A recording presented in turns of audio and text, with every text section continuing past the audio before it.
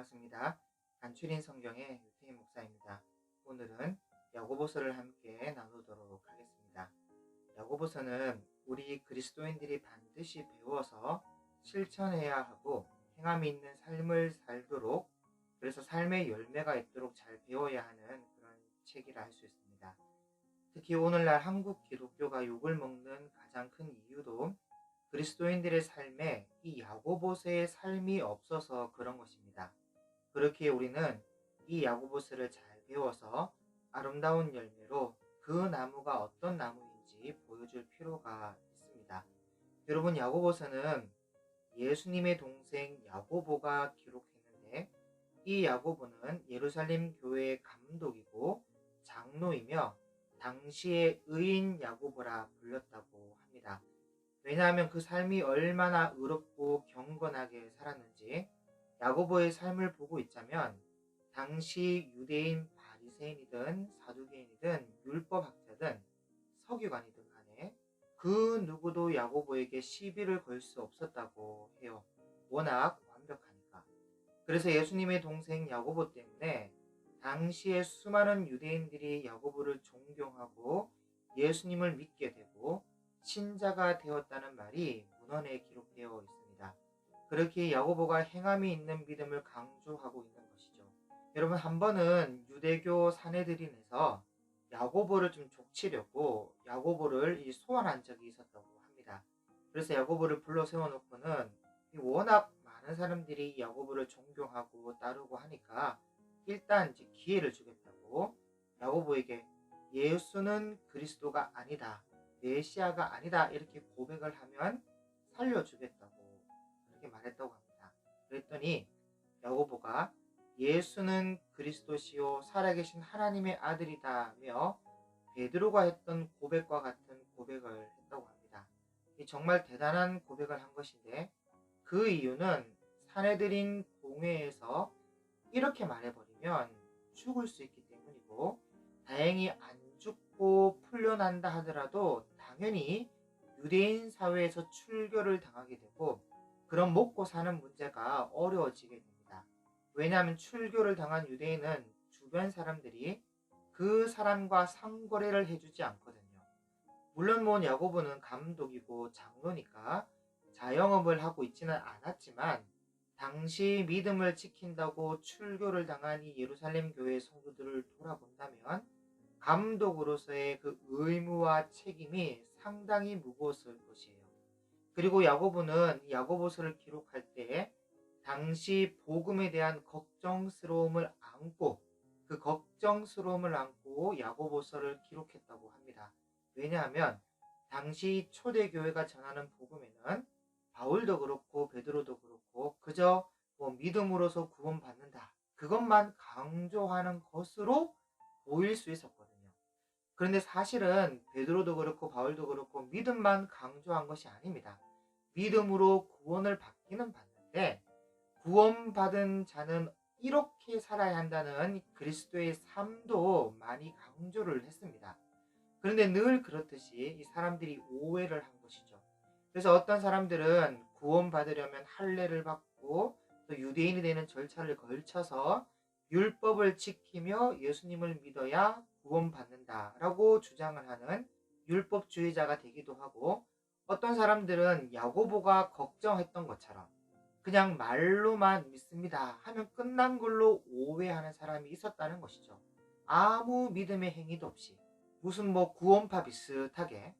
그래서 야고보는 복음을 정확하게 알려주고자 이 야고보서를 기록하게 되는데, 야고보의 말은 이렇습니다. 믿음이 중요하긴 하죠. 그런데 그 믿음이 어떤 믿음이어야 하느냐? 바로 행함이 있는 믿음이어야 한다, 그런 말씀을 하고 있는 것입니다. 그런데 이런 야고보의 말을 우리가 제대로 알지도 못한 채 그 마르틴 루터 같은 종교개혁자, 대학자죠, 이런 분도 야고보서를 지푸라기 서신이다 이렇게 말을 했을 정도니까 야고보서를 많이 오해했다는 것이죠. 그래서 이 시간에 이 야고보가 말하는 믿음이란 무엇인가, 어떤 믿음이 참 믿음인가를 간략하게 정리해 드리려고 합니다. 그런 다음 이 성경을 읽고 묵상하게 되면 야고보서를 깨끗하게 이해할 수 있을 것이라 생각이 듭니다. 여러분, 야고보는 행함을 강조하지 않습니다. 행함을 강조한 것이 아니라 행함이 있는 믿음을 강조하고 있습니다.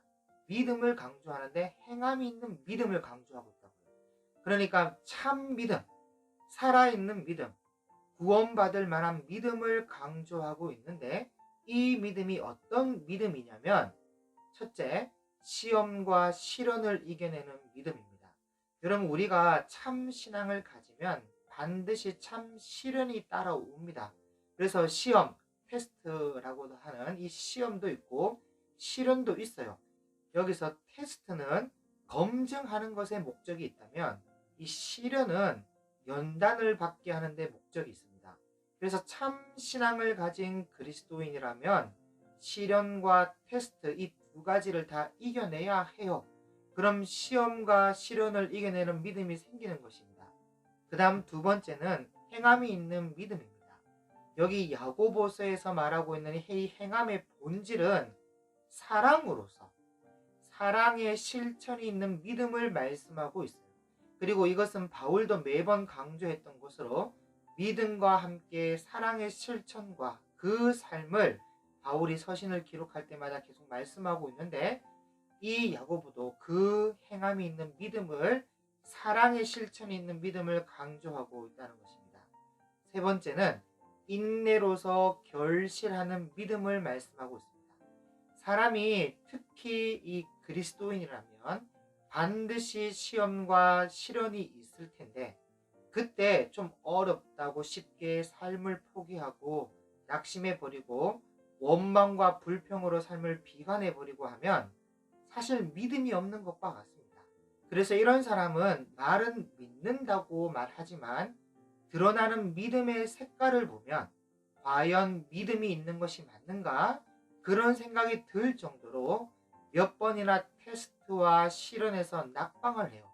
여러분, 그러면 이렇게 자주 낙방하는 사람은요, 믿음이 없는 것이고 장담할 수 없지만 천국에 들어가기가 어렵습니다. 우리가 자이든 타이든 아니면 죄로 인한 고난이든 뭐든 간에 분명한 것은 신앙생활 하는 가운데 이런저런 시험과 시련과 울무와 함정과 난관과 역경이 항상 있다는 것이에요. 그런데 이런 어려운 것들이 다가올 때 그저 피해버리고 돌아서 버리고 원망하고 낙심하고 불평하고 삶을 비관하고 그러면 사실 믿음이 없는 것이 드러난 것입니다. 그럼 당연히 천국에 들어갈 수가 없지요. 그래서 반드시 믿음은 인내로서 결실하는 믿음이 있어야 합니다. 그래서 야고보는 인내가 없이는 아무것도 얻지 못한다, 그렇게 말씀하면서 농부가 한 해 농사를 짓는 그 힘든 그 일련의 과정을 인내하는 이유가 가을에 맺을 결실을 바라보고 인내한다는 것이죠. 하나님이 내려주실 이른 비와 늦은 비를 믿고 참고 기다리며 인내하여 결국 열매를 맺는다는 그런 말씀을 하고 있습니다. 그 다음 네 번째는 의의 선한 열매가 가득한 믿음입니다. 저와 여러분의 삶에 열매가 있어야 돼요. 그것도 선한 열매가. 여러분, 이 열매는 성결하고 화평하고 관용하고 양순하며 긍휼과 선한 열매입니다. 이런 것이 성령이 맺게 하는 열매인데, 여러분, 바울도 같은 말씀을 했어요. 사랑과 희락과 화평과 오래 참음과 인내와 자비와 양성과 충성과 온유와 절제니 이 같은 것을 금지할 법이 없느니라. 금지할 법이 없다. 당연히 참 믿음, 사랑으로 행하는 참 믿음을 가진 사람은 이 같은 열매가 당연히 맺어져야 한다는 것이에요. 금지할 법이 없어야 정상입니다. 그런데 이런 열매가 보이지 않는다, 우리 삶에 이런 열매가 없다, 이런 열매가 하나 없이 그저 믿습니다 믿습니다 말만 하고 있다, 여러분, 이것은 야고보가 볼 때 거짓 믿음이라는 것이에요. 그 다음 다섯 번째, 편견과 거짓이 없는 믿음입니다. 여기 편견이라는 것은 한쪽으로 치우쳐진 시선을 가지고 균형 있는 신앙을 가지지 못하고 있는 상태를 말하는데, 여러분, 우리 신앙이요, 좌로나 우로나 한쪽으로, 자꾸 한쪽으로 치우치는 경향이 있습니다. 보통 그 좌로 치우친 사람들은 무슨 주의 하면서 지나치게 뭐 무슨 이성주의, 개인주의, 무교회주의 등등 뭐 이런 식으로 말하는 사람들인데, 이런 어떤 주의를 가지고 이데올로기를 만듭니다. 무슨 뭐 사상, 무슨 주의 이러면서 그냥 한쪽의 관념 형태에 갇혀 있게 만들어 버리는 것이죠. 그리고 반대로 우로 치우친 사람들이 있는데, 이 우로 치우친 사람들은 또 지나치게 또 비이성적으로 가서는 신비주의에 빠져가지고는 초월적인 존재와 뭐 능력과 기적의 목을 매는 겁니다. 여러분, 이런 것이 전부 다 잘못된 것이고 편견과 거짓으로 가득한 믿음이에요. 오늘날 이런 믿음을 가진 사람 참 많죠. 그 다음 6번째, 세상과 벗하지 않는 믿음입니다. 여러분, 야고보서 4장 4절에서 5절 말씀을 보면, 가늠한 여인들아, 세상과 벗된 것이 하나님과 원수됨을 알지 못하느냐. 그런즉 누구든지 세상과 벗이 되고자 하는 자는 스스로 하나님과 원수되는 것이니라. 너희는 하나님이 우리 속에 거하게 하신 성령이 시기하기까지 사모한다 하신 말씀을 헛된 줄로 생각하느냐. 그렇죠. 그런데 오늘날 우리 기독교인들을 볼 때, 여러분, 많은 사람들이, 물론 모든 사람이 다 그렇진 않지만 거의 대다수의 많은 사람들이 세상 사람들보다 더 세속적입니다. 성경의 롯의 딸과 롯의 아내처럼 완전 그 소돔과 고모라 문화에 찌들어서는 세상 가치에 목을 메고 있고 세상 문화를 그렇게 찬양을 해요. 뭐 플렉스 그러고 스웩 그러면서 자기를 위해서는 명품이니 일륜이 하면서 수백 수천만 원치 좋은 건 다 걸치고 다니는데, 선교비 1만 원 내는 건 벌벌 떠는 이런 일이 비일비재하죠. 그리고 요즘엔 술, 담배 하지 말라는 말이 통하지가 않습니다. 물론 뭐 술, 담배 한다고 지옥 가는 건 아닙니다. 그런데 예전에는 술, 담배가 그리스도인으로서 부끄러움이었고, 믿지 않는 사람들도 교회 다니면 술, 담배 하지 않는다 그렇게 생각했다니까요. 교회 다니면 술, 담배 안 하지 않냐고 그렇게 말할 정도였는데, 이제는 술, 담배는 누구나 다 하는 걸로 비그리스도인들이 다 그렇게 인식하고 있어요.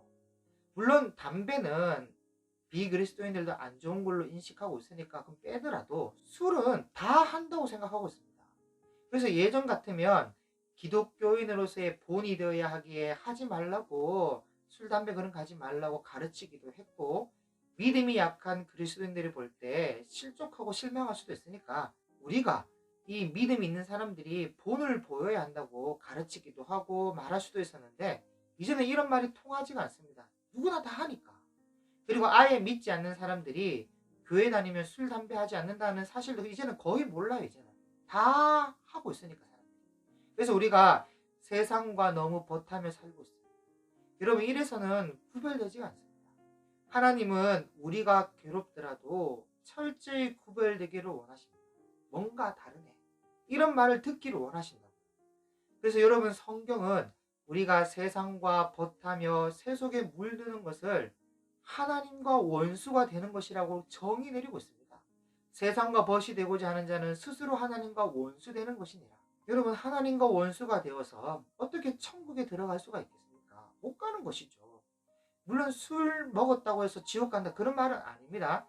술 먹는 거 그 자체는 음식이기 때문에 그것이 죄가 될 수 있지는 않습니다. 그렇지만 술을 먹고 그것을 또 즐기고 술자리를 찾게 되고 하다 보면요, 세상과 벗이 될 수 있다는 거예요. 아주 쉽게 세상과 벗이 되어 가는 것이죠. 물론 여러분, 그렇다고 해서 세상을 떠나가지고 뭐 은둔자 같이 수도원이나 기도원에 틀어박혀 살아야 한다는 말은 더욱 아닙니다. 바로 예수님께서 말씀하신 것처럼 너희는 세상의 소금이다. 무슨 수도원의 소금이다 그렇게 하신 것이 아니라 세상의 소금이다. 세상에. 그러니 너희는 착한 행실로 저들이 하나님께 영광을 돌리게 하라. 너희의 착한 행실로 믿지 않는 사람들이 하나님께 영광을 돌리게 하라. 세상의 소금입니다.